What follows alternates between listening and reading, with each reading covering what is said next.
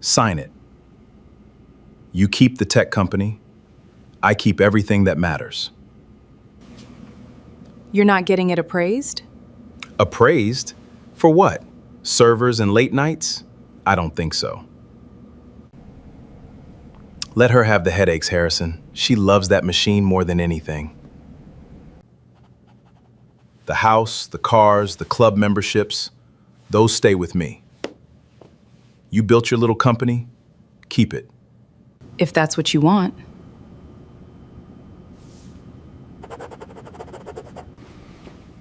It's worth nothing, Brooke.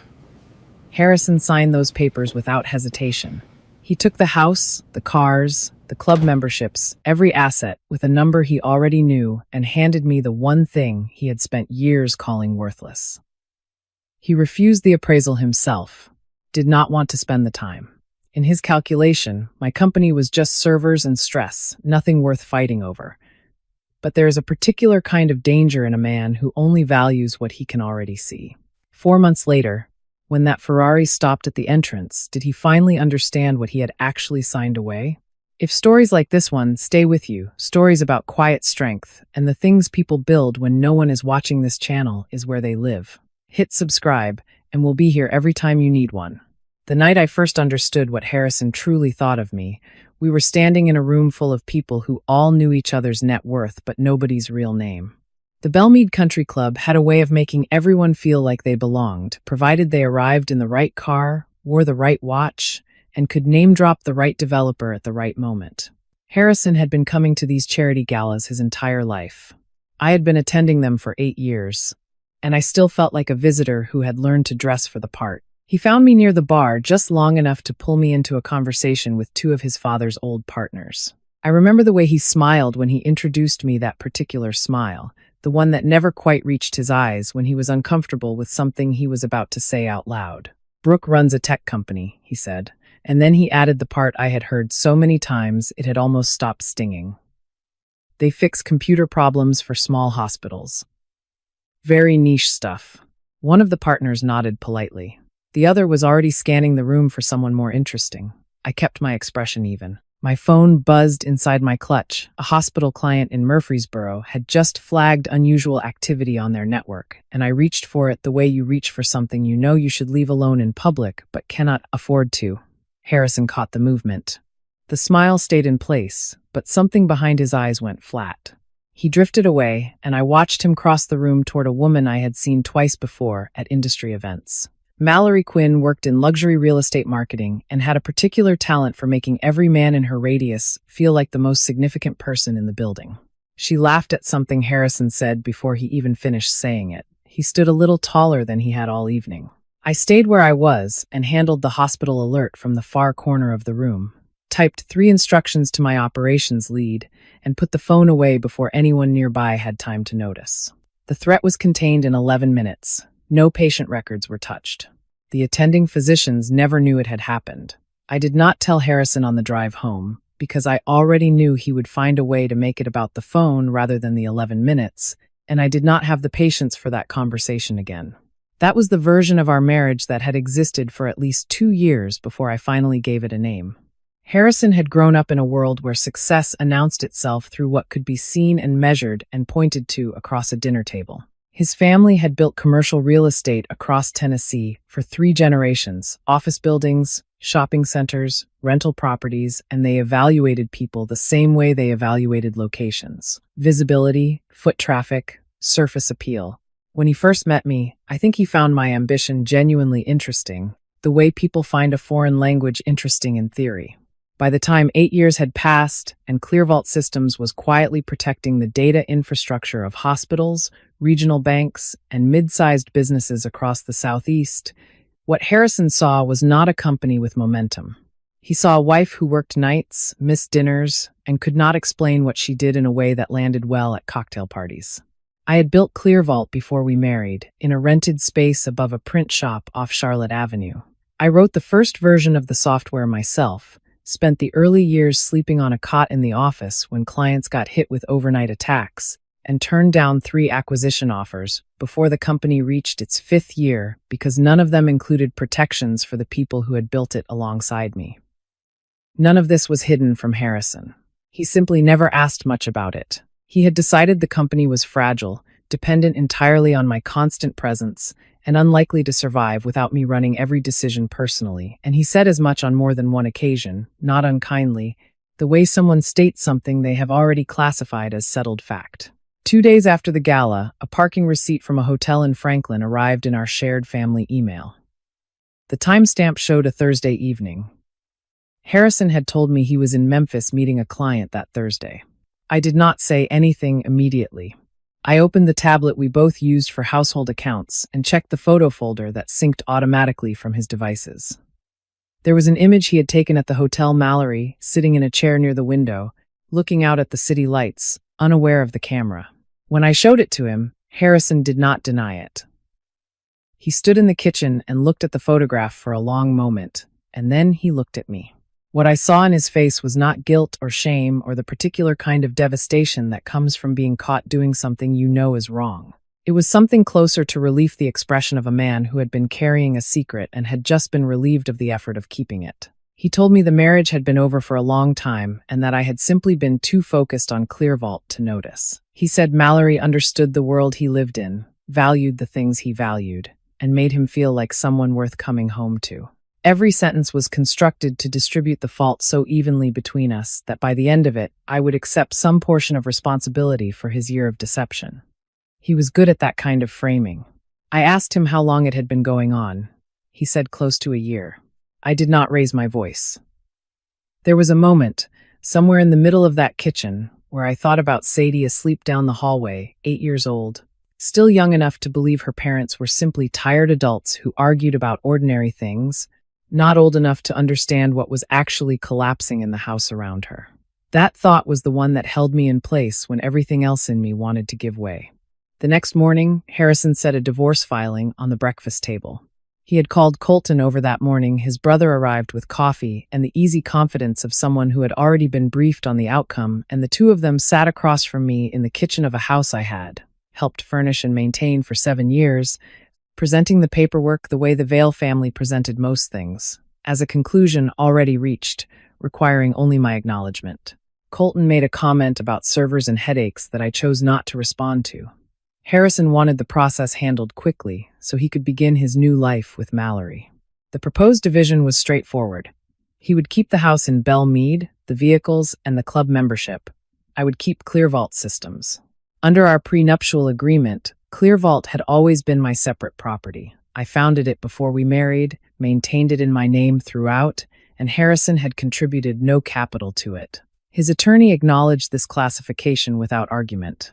What they did not do was request an independent valuation. Harrison did not want to pay for an appraisal of something he had already decided was worth less than the time it would take to assess it. My attorney told me we had options.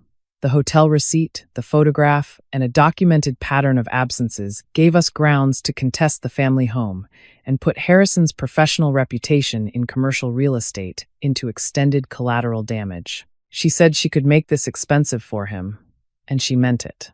I thought carefully about what expensive would actually mean in practice. It meant months of depositions and court dates. It meant Sadie being asked, in some form or another, to exist inside a conflict she had not caused and could not escape. It meant my clients watching the company's founder become a recurring item in local legal filings. It meant 31 employees quietly wondering whether the company they had built their livelihoods around was stable enough to survive what came next. Harrison was expecting a fight.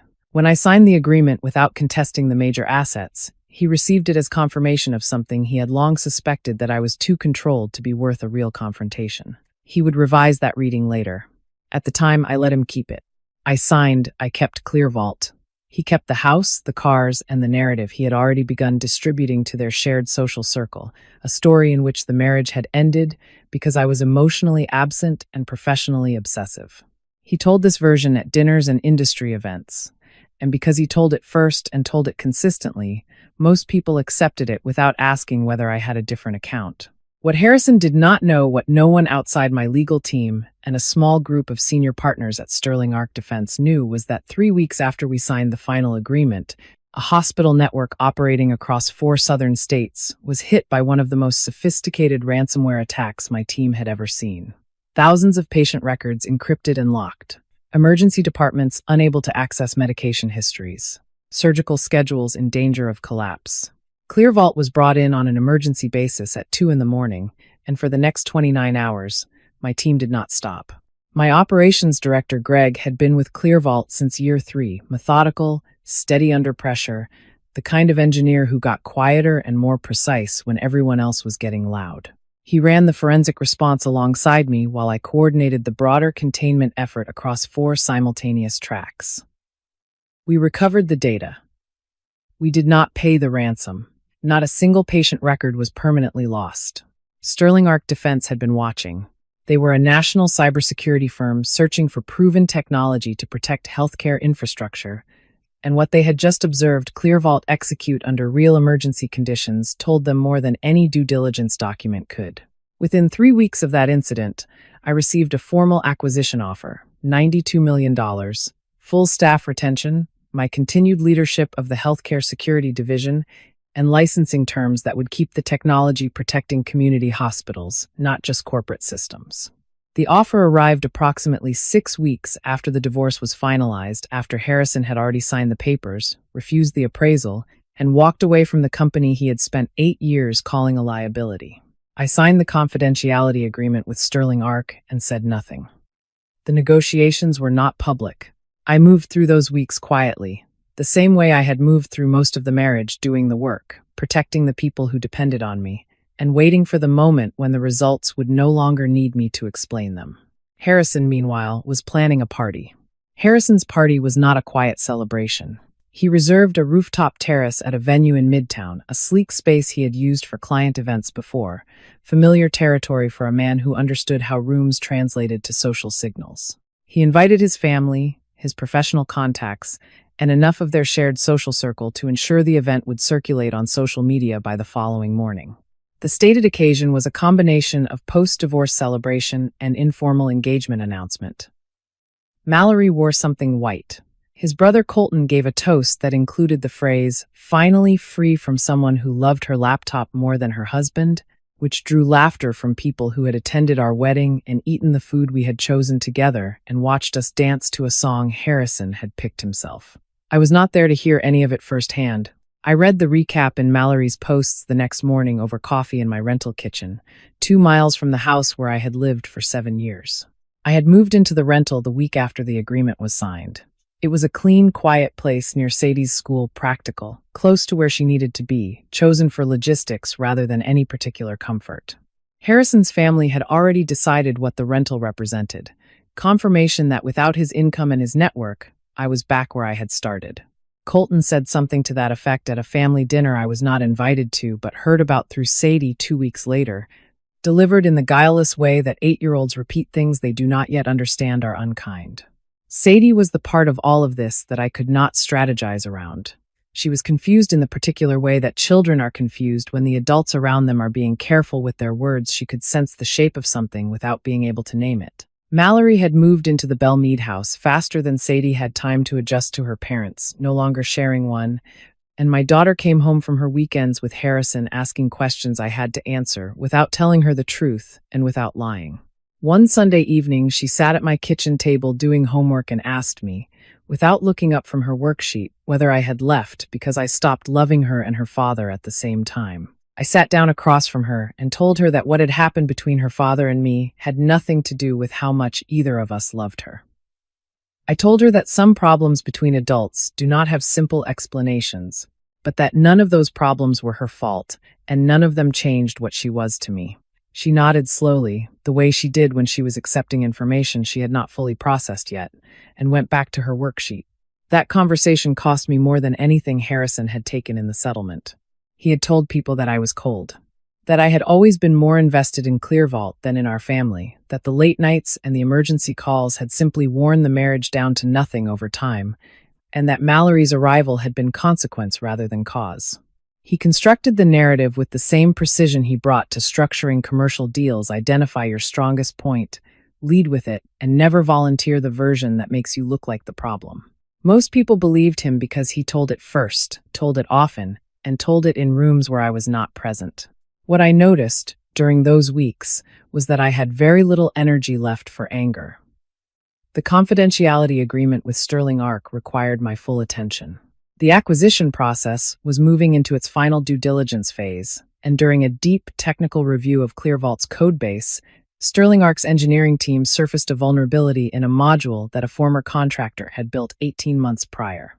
The flaw had never been triggered in a live environment, had caused no actual breach, and existed in a portion of the system that handled administrative scheduling rather than patient data. But it was there, documented and real, and their board had questions about what it meant for the integrity of the platform overall.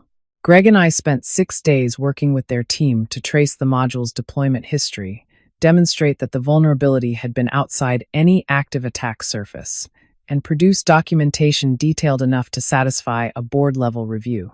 We patched it, ran parallel testing to confirm the fix held across all client environments, and wrote a report that laid out every step with the kind of transparency that only makes sense when you have nothing to hide. The process was exhausting and precise and completely invisible to everyone outside those technical review rooms, which meant that while I was doing it, Harrison and his attorney were filing a motion to modify the custody schedule. His argument was that my work schedule was too unpredictable for Sadie to have a stable primary residence with me. He cited the overnight incident responses events that were, by definition, emergencies as evidence that I could not reliably place Sadie's needs above my professional obligations. His filing did not mention the 3 school events he had missed in the previous year to travel with Mallory. It did not mention that on every occasion I had handled a late-night client emergency. I had arranged care for Sadie before I left and checked on her before I slept.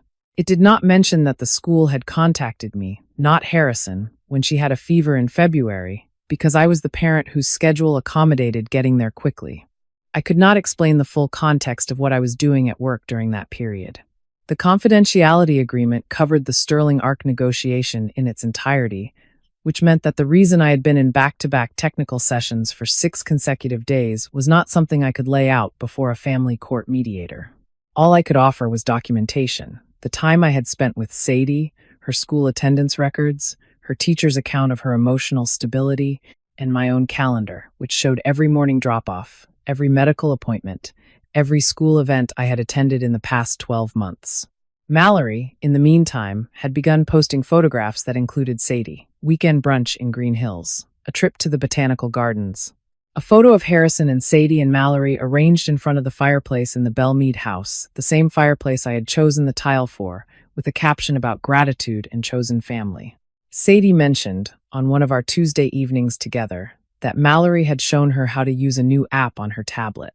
She said it in the careful way she had developed for mentioning Mallory around me, watching my face for a reaction she was not sure how to interpret. I told her that sounded like fun and asked if she wanted pasta for dinner, and she visibly relaxed. I was managing everything at the same time: the technical review, the custody documentation, Sadie's adjustments, the daily operations of a company still actively protecting its clients when the attack came in.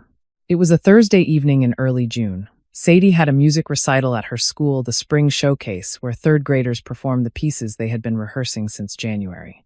She had been practicing a short piano arrangement at my kitchen table for 2 months, correcting herself quietly when she hit a wrong note, starting the phrase over with the focused patience of a child who takes small things seriously. I had promised her I would be in the front row. 3 hospitals running ClearVault's security infrastructure were hit simultaneously. The attack was coordinated 3 separate entry points, triggered within minutes of each other, designed to overwhelm a response team by requiring it to divide across multiple active incidents at once. If the intrusions were not contained within a few hours, encrypted patient data could be transmitted externally. The Sterling Arc board had been scheduled to cast its final vote on the acquisition in 72 hours. I called Harrison from the parking lot of Sadie's school. I told him there was an emergency and that I needed him to come back inside so that Sadie would not be sitting in the auditorium without either of her parents. He said he would be there in 20 minutes. I drove to the operations center. I did not make it to the recital. Sadie performed her piece correctly, all the way through. Her teacher told me later in a row where my seat stayed empty. Harrison sat on the other side, and Mallory sat beside him, and there was a photograph of the 2 of them at the post-recital reception that I saw 3 days later because Mallory posted it. When Sadie came home to my apartment that night, She put her backpack down by the door, the way she always did, and walked into the kitchen where I was standing, and she looked at me for a moment before she asked the question. She did not raise her voice. She was not crying. Does work always need you more than I do? There was nothing in that question that I could answer with a fact or a timeline or a well-documented record. It was not a legal argument. It was my 8-year-old daughter standing in a kitchen in a rented apartment trying to organize the evidence of the past several months into something that made sense to her and arriving at the most honest interpretation available to her given what she had seen. I did not defend myself. I told her I had broken my promise and that she had every right to be upset about it. I told her it was not her job to understand why, and that the reason was not more important than the fact that I had not been there. I told her I was going to learn how to not carry everything alone, because the way I had been doing it was not working for either of us. She did not say everything was fine. She leaned against me in the kitchen and stayed there for a while, and I let her be unhappy about it without trying to fix it faster than it could be fixed. Harrison's attorney submitted the evening's events to the mediator as further evidence of my inability to maintain consistent availability for Sadie. He presented it as a pattern rather than an exception, a careful and deliberate framing of a single night in a 12-month record that said something considerably different. At 11:47 that night, I received an email from Sterling Ark's legal team. The board had voted to delay the final acquisition decision pending a full incident review. If I could not demonstrate within 5 business days that the simultaneous attack had been externally sourced and successfully contained without compromising ClearVault's core infrastructure, the deal would not proceed. I sat in my office, the one with a photograph of Sadie on the desk that I had taken at Percy Priest Lake on a Saturday afternoon in March, and looked at that photograph for a long time. The company I had built from a room above a print shop was weeks away from closing a $92 million acquisition deal. My daughter had just asked me whether work mattered more to me than she did. My ex-husband was in front of a mediator arguing that I was unfit for the custody arrangement we had already agreed to. And the answer to all of it had to come from me, because there was no one else in the room. That was the moment I stopped asking whether I had made the right choices and started asking what the next right choice actually was. The next right choice turned out to be the one I had been avoiding for years, trusting other people to carry part of the weight. The incident review began at 6 in the morning. Greg led the forensic trace, while I coordinated with the security leads at each of the 3 affected hospitals. Within 4 hours, we had identified the entry point. The breach had not originated inside ClearVault's platform. It had come through a compromised credential belonging to a third-party medical equipment vendor, a supplier with administrative access to certain scheduling functions across multiple hospital networks. ClearVault's core infrastructure had not been the source. In fact, the layered containment protocols my team had built into the platform were precisely what had prevented the attack from reaching patient records. I made a decision I had not made cleanly before. I handed the remaining response work to Greg and the 2 senior team leads and told them I trusted their judgment on the final containment steps. I had spent years treating every critical decision as something only I could see through to the end, and that habit had cost me things I could not get back by working another night shift. The team did not need me standing over them. They needed the authority to act, and I gave it to them. The technical report took another 2 days to finalize. It was precise, exhaustive, and completely unambiguous about where the vulnerability had originated and how ClearVault's systems had responded. I delivered it to Sterling Ark's legal team on a Friday morning, and by that afternoon, their engineering board had reviewed the core findings. The acquisition vote was rescheduled for the following Wednesday. Before that, I had somewhere more important to be. I went to Sadie's school that afternoon and picked her up early, which I had arranged with her teacher the day before. She came out of the building carrying her backpack with both straps on, the way she did when she was not sure what kind of day it had been, and when she saw my car, she walked faster. We went to a diner on the east side that she liked because they put extra whipped cream on the hot chocolate without being asked. I told her I owed her a real conversation, not a quick explanation in a kitchen. I told her I had missed her recital and that nothing I was going to say was meant to make that acceptable. I did not mention the hospitals or the acquisition or the technical review. I told her that I had spent a long time believing that doing everything myself was the same as doing right by the people I loved, and that I had been wrong about that, and that she had been the one to show me how wrong. She sat with that for a moment, turning her mug in both hands the way she did when she was thinking carefully. Then she said she knew I had not missed it on purpose. She said she just wanted to know that she was on the list of things I would not let fall apart. I told her she was at the top of the list. She asked if the list was written down somewhere. I told her it was, and she said good, because written things were harder to forget. She smiled when she said it, that specific smile she had inherited from no one I could identify, entirely her own, and I felt something that had been pulled taut inside me for months finally release. The custody mediation session took place the following Tuesday. Harrison's attorney presented the recital absence as the centerpiece of their argument. My attorney submitted 12 months of documentation: school drop-off records, medical appointment attendance, teacher correspondence, and a written statement from Sadie's classroom teacher describing her as emotionally stable, consistently cared for, and well supported at home. The mediator reviewed the complete record and denied Harrison's request for primary custody. The joint schedule we had established at the time of the divorce remained in place. Harrison looked at me across the table when the decision was read, and I could see him recalibrating, working out where the miscalculation had been, the way he always did when a deal did not close the way he had expected. On Wednesday morning, the Sterling Arc Board voted to approve the acquisition. $92 million, full staff retention, my continued leadership of the Healthcare Security Division, and licensing terms that would extend ClearVault's technology to community hospitals that could not otherwise afford enterprise-level protection. I sat in the conference room after the call ended and looked at the table for a while. I had started that company in a room above a print shop with secondhand equipment and a client list of 2. 31 people had built it alongside me, and most of them had stayed through the lean years because they believed the work mattered.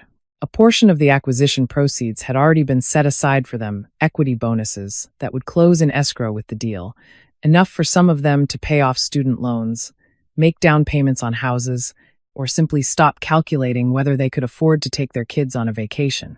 I had made myself one promise when ClearVault was still small enough that I ran the whole operation from a single laptop. I had written it down in a notebook I still kept in my desk drawer that if the company ever reached the point where it had genuinely changed the lives of the people who helped build it, I would allow myself one thing I had wanted since I was 17 years old. I had seen a Ferrari in a magazine at my aunt's house and thought it was the most impractical, unreasonable, magnificent object I had ever encountered, and I had wanted one with the irrational certainty that only teenagers bring to things they know they probably cannot have. I bought a Ferrari 296 GTB in Rosso Corsa, that specific shade of red that looks almost impossible in direct sunlight. It was not a statement intended for anyone else to read. It was a private marker, the kind you set for yourself when you have arrived somewhere you were not sure you would reach, and it meant nothing except to me and the 17-year-old who had torn that page out of a magazine and kept it for reasons she could not have explained to anyone sensibly. Sterling Arc scheduled the formal closing dinner for a Thursday evening at the Cumberland Crown in the Gulch. What I did not know until I stepped into the main lobby was that the rooftop terrace of the same hotel had been reserved that evening for a private party. Harrison and Mallory's engagement celebration, the same venue, the same night, by coincidence so complete it seemed constructed. Sterling Arc had announced the acquisition that morning through a press release distributed to financial and healthcare trade publications. It was not the kind of news that circulated in commercial real estate circles, and Harrison, who spent his mornings reading local property reports and development filings, had not seen it. I learned the detail about his party afterward, not in the moment. In the moment, I was walking toward the entrance where Sterling Arc's CEO and 3 board members were waiting, and behind me the valet was pulling the Ferrari into the drop-off lane. And the lobby was full of people who noticed both of those things at the same time. A reporter covering regional acquisitions recognized me from the morning's press release and stepped forward with a question about the deal. I answered briefly and moved toward the Sterling Arc team. Harrison came down about 12 minutes after I arrived. I saw him cross the lobby with the specific, purposeful stride he used when he was angry, but trying to look like he was not, and he stopped a few feet from where I was standing with the Sterling Arc team and looked at me the way you look at something that has rearranged itself without warning. "You hid this," he said. It was not a question. "You knew this was happening, and you hid it during the divorce."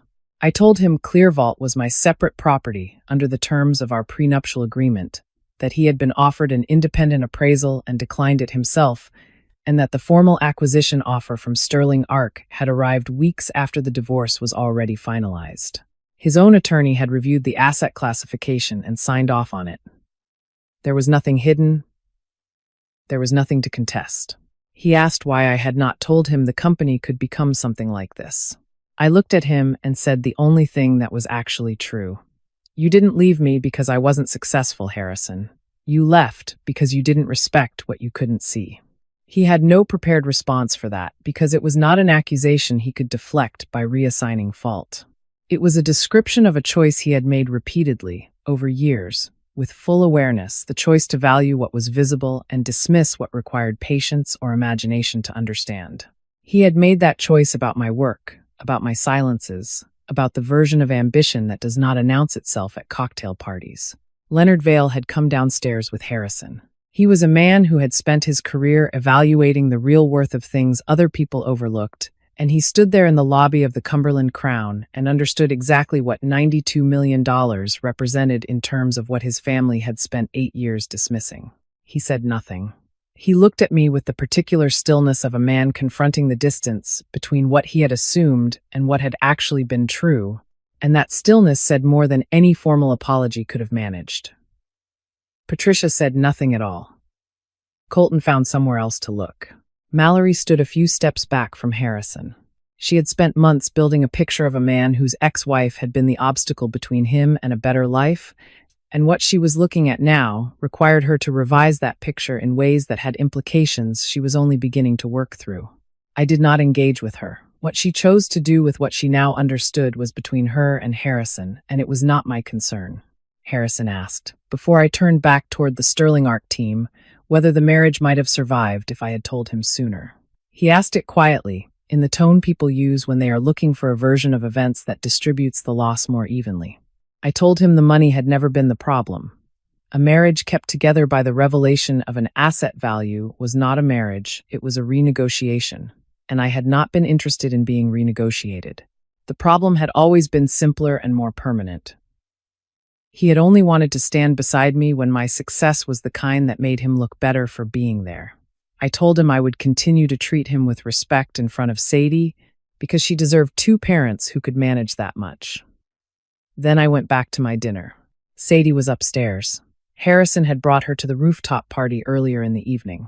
When she saw the Ferrari in the lobby, she came down the escalator at a speed that suggested she had negotiated with whoever was supervising her, and she ran across the marble floor and wrapped both arms around me the way she did when she had been waiting longer than she wanted to admit. She asked if she could sit in the car. I asked Harrison, who was still standing nearby, whether the evening schedule allowed her to join me for dinner. He said yes. She sat in the passenger seat while the valet brought the car around, running her hands along the dashboard with the reverent attention of someone encountering something genuinely astonishing. Then she looked at me and asked the question directly, the way she always did. Did you buy this because you wanted Dad to feel bad? I told her no. I told her I bought it to remember that a dream does not need someone else to believe in it before it can become real. She thought about that for a moment seriously, without rushing, and then she asked if we could get the hot chocolate at the diner again sometime. I told her we could get it whenever she wanted. We drove to the Sterling Arc dinner with the windows down and the Nashville skyline moving past us, and Sadie held her hand out the window the way she had done as a small child in the back seat, feeling the air move against her palm. She was not thinking about Harrison or Mallory or the $92 million or any of it. She was 8 years old in a red car on a warm evening with her mother, and that was the only thing the moment needed to be. That weekend, I drove her out to Percy Priest Lake, and we sat on the hood of the Ferrari in the afternoon light. She asked me once more carefully this time, whether the car had really been about her father. I told her the same thing I had said before, and she nodded. Then she asked if we could come back the following weekend. I said yes. She said she would bring her sketchbook. I said that sounded exactly right. What I know now, sitting on the far side of everything that happened, is this. The Ferrari did not make me valuable. I was already valuable when I was sleeping on a cot in a rented office at 2 a.m, when I was protecting a hospital's data from the corner of a cocktail party, when I was answering my daughter's hardest questions without the benefit of easy answers. The car only made visible what had existed all along, for anyone willing to look past what they had already decided to assume. Harrison's mistake was not marrying someone who worked too hard. His mistake was deciding, before the evidence was in, that what he could not immediately see was not worth waiting for. The saddest part, the part I think about sometimes in the quiet, is that the evidence had been there the whole time. He had simply never looked at it in the right light.